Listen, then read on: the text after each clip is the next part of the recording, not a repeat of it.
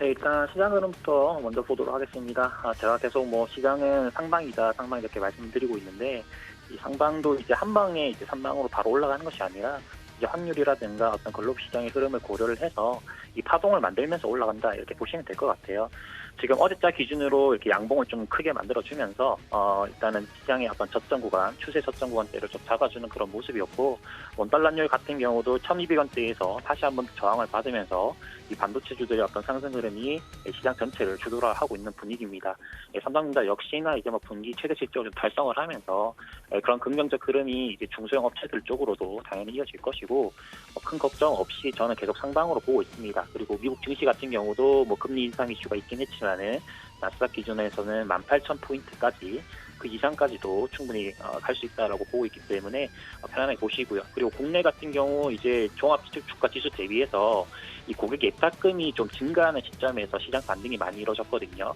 지금 현재 올해 초 기준에서 고객 예탁 자금이 거의 3개월, 5개월 내에 최대치입니다. 그래서 그런 부분으로 해서 자금의 유동성이 증시로 유입이 될 수가 있으니까 옵션 만기일 이후에 긍정적 시장 흐름도 충분히 기대해 볼 수 있다. 이렇게 설명 좀 드리도록 하겠습니다.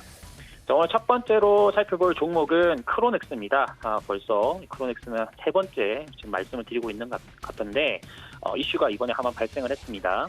미국에서 이제 세계 최초로 이제 동물인 이 돼지 신장이 사람에게 성공적으로 좀 이식을 성공하면서 이 장기 이식에 대한 어떤 기대감이 높아지고 있는 시장이다, 이렇게 보시면 될 것 같습니다.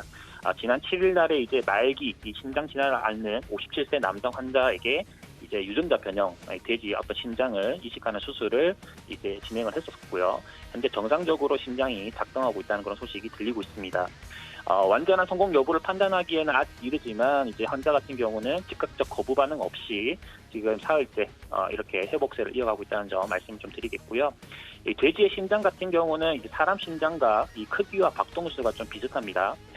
이종 장기 이식의 어떤 최대 걸림돌이라고 한다면은 면역 거부 반응이거든요. 그래서 이제 이걸 막기 위해서 유전자가 이 조작된 돼지의 어떤 장기가 띄어지고 있다라고 좀 보시면 될 것 같고요.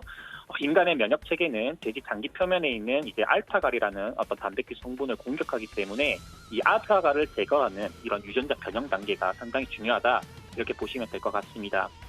지난해 미국 기준으로 이 미국 뉴욕대에서 이제 유전자 조작 돼지의 이 신장이 뇌사 상태에 있는 환자에게 이식이 돼서 면역 거부 반응 없이 작동했다는 그런 실험 결과도 있었었죠. 이종 장기 이식이 이제 거부 반응을 보이지 않는 의학계의 첫 사례였다라고 보시면 될 것 같고, 이게 이번에 이 돼지 신장 같은 경우는 두 번째 사례다 보시면 될 것 같습니다.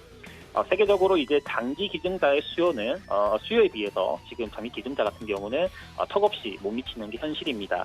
미국의 경우에는 11만 명의 환자가 지금 현재 장기 이식을 기다리고 있지만은 내년 6천 명 이상이 이식을 기다리다가 사망하고 있는 것이 현실이고요. 지난해 기준에서는 이제 3,800명만 장기 기증을 받았습니다. 그러나 이제 이번 돼지의 신장 이식 성공으로 해서 이런 이종 장기 이식과 관련된 어떤 부분들 기대감은 상당히 높아져 있다라고 보시면 될 것 같습니다. 이와 관련해서 이제 국내 기업으로는 이제 코스닥 상장주인 옵티팜이 이틀 연속적으로 좀 강세를 보였었죠. 그러나 이제 이 옵티팜, 이 상장주 옵티팜보다 기술력적으로는 우위이긴 하지만 주목받지 못하고 있는 회사가 바로 코넥스 기업인 크로넥스라고 보시면 될 것 같습니다. 크로넥스의 핵심 기술은 이제 유전자 편집 기술이다라고 보시면 될 것 같은데, 크리스퍼 유전자 편집 형질 전환 돼지로 조직이라든가 그리고 장기, 연골, 인간에게 이식 가능한 모델들을 좀 만들고 있는 회사가 크로넥스고요. 이번에 이제 형질 전환 돼지를 활용을 해서 각막, 피부, 신장, 그리고 신장 이식을 지금 현재 원숭이를 통해서 진행을 하고 있습니다. 23년도 기준으로 이 병원 임상 시험도 충분히 가능할 것으로 보여지고요. 인간에게 적용하기 전에 원숭이한테 적용을 해서 이상이 없는지 확인하고 그 다음에 인간으로 실험을 진행을 하게 되죠.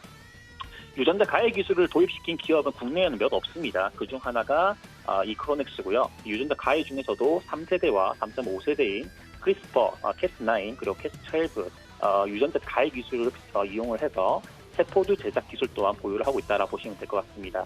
현재 이종 장기에 대한 어떤 실현이 가능한 시설까지 갖추고 있는 상황이기 때문에 향후 임상 시험이 좀 증가를 하고, 그리고 이제 그에 맞는 맞춤형 시험, 그리고 이종 장기에 대한 니즈가 증가한 시점부터는 가장 큰 성장성을 보일 회사가 크로넥스라고 보고 있습니다. 여기에 추가적으로 하나 더 살펴봐야 될게요. 코넥스 기업의 이전 상장 문턱이 낮아진다는 이슈도 있습니다. 신속 이전 상장 제도 중에 이 성장성 경로의 어떤 재무 요건에서 매출 증가율 요건을 현행 20%에서 10% 수준으로 좀 완화하겠다, 그런 내용들도 있었고, 또 코넥스에 투자하기 위해서는 원래라면은 3천만 원 이상의 기본 예탁금을 제시를 해야 되는데 소액 투자 전용 계좌를 좀 이용을 해야 되는 투자자 규제 역시나 폐지된다는 그런 내용들도 지금 얘기가 들리고 있습니다. 소액 투자자도 접근할 수 있는 제도적 장치가 코넥스 기업에게도 마련이 됐다라고 보시면 될 것 같고요. 기술적, 재무적 측면에서 충분한 캐시카우가 발생하고 있는 회사가 코넥스입니다. 그러니까 돈이 없는 회사가 아니라 돈이 있으면서도 기술력이 있는 회사라고 보시면 될 것 같고요. 기술력을 가진 업체에는 지속적으로 관심을 가져두셔야 되고, 그리고 코넥스에서 코스닥으로 이전 상장 전에, 시장 이슈화가 되기 전에 그때 매수의 관점으로 바라봐야 되는 것이고, 지금부터라도 관심을 가져두는 것이 좋다, 이렇게 말씀드리도록 하겠습니다. 두 번째로 살펴볼 종목은요, HDC입니다. 최근에 또 이것도 이슈화 되고 있는 종목이죠.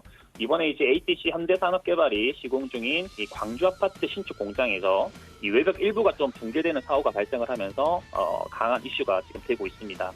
떨어진 건축 구조물이 이제 인근에 주차된 차량을 덮쳤고 현장 근로자 3명이 좀 다쳤었죠. 물론 이제 부상자들은 생명에 지장을 입을 정도는 아니었지만은 상당히 좀 위험한 상황이었습니다. 현재 이제 뭐 사고 피해 현황이랑 원인을 파악 중이긴 한데, 이번 악재로 인해 가지고 HD 현대산업개발의 경우에는 시총 4천억 이상이 좀 증발했고요. 그리고 이제 최대 주주로 있는 이 HDC 역시나 크게 조정을 받은 상황입니다. 붕괴 사고가 일어난 지 이제 7개월 만에 지금 또 재발을 했기 때문에 안전 불감증에 대한 부분들이 지금 현재 도마 위로 올라서 있고요. 앞으로의 어떤 실적 수주에 대한 불확실성이 제기된 부분이기도 합니다. 그러나 이제 HDC 그룹주들은요, 이미 상장 이후부터 지속적인 어떤 실적 악화에 대한 주가 선 조정을 받은 상황입니다. 이번 악재를 계기로 해서 가격적으로는 상당히 저렴한 가격선까지 도달한 상태라고 보고 있고요. 특히나 이제 모회사는 HDC 기준으로는 이제 20년도 기준 실적 최대치를 달성하고도 지금 주가 반영이 전혀 안 돼 있는 상황입니다. 그래서 이번 사건 이후로 좀 강한 움직임을 보일 수 있지 않겠는가, 이렇게 저는 판단을 하고 있고요. HDC 그룹 쪽에서는 이번 사건을 계기로 뭐 땅 매입부터 기획, 설계, 마케팅, 뭐 사후 관리까지 총괄적으로 이제 진행을 하는 어떤 디벨로퍼의 이미지와 역량을 좀 더 쌓아갈 수 있을 것으로 저는 판단을 합니다. 과거 이제 뭐 예를 들면은 버닝썬 사태로 이제 회사가 위기에 좀 직면을 했었던 YG엔터나, 또 이제 그 과거 오일쇼크로 마이너스 유가까지 갔었던 정유주들이 시장 최저점을 그때 당시에 찍었다라는 점을 좀 고려를 한다고 한다면은, 이런 악재 사태, 이런 악재가 발생한 시점에서는 무조건 매수의 관점으로 바라봐야 한다, 이렇게 좀 말씀드리도록 하겠습니다.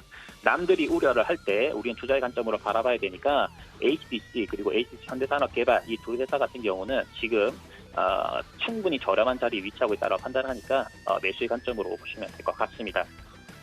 세 번째로 살펴볼 종목은요, KB금융입니다. 최근에 이제 뭐 미국의 금리 인상 이슈로 은행주들이 대거 상승이 나왔었는데, 그중 대장주 역할을 하는 것이 바로 이 KB금융입니다. 압도적인 자본력을 바탕으로 해서 뭐 M&A라든가 글로벌 진출이라든가 뭐 자사주 매입이나 소각 등 이런 자본 활용 행보를 좀 지속을 하고 있고요.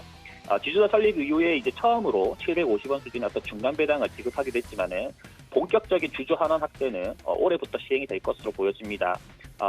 이제 뭐 그런 부분들에서 이제 소각 가능성, 자사주 소각 가능성에 대해서도 충분히 시장 관심을 끌 수 있는 부분을 판단을 하고 있고요. 21년도 기준에서 KB금융의 실적은 매분기 1.2조 원을 상회를 하면서 압도적인 모습을 보여줬습니다. 당분기 이제 순이익도 희망퇴직을 좀 제외를 하면은 1조 원에 육박하는 수준이고요. 21년도 연간 이익은 4.4조 원을 상회할 것으로 일단 보여집니다.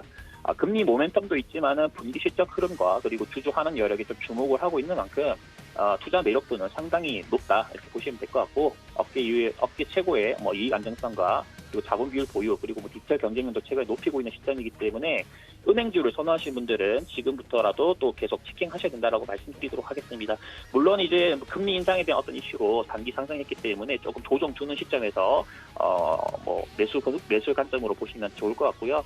세 종목 정도 말씀드렸는데 지금 현재 다 좋은 가격선에 위치하고 있습니다. 전부 다 매수의 관점으로 보시면 좋을 것 같습니다.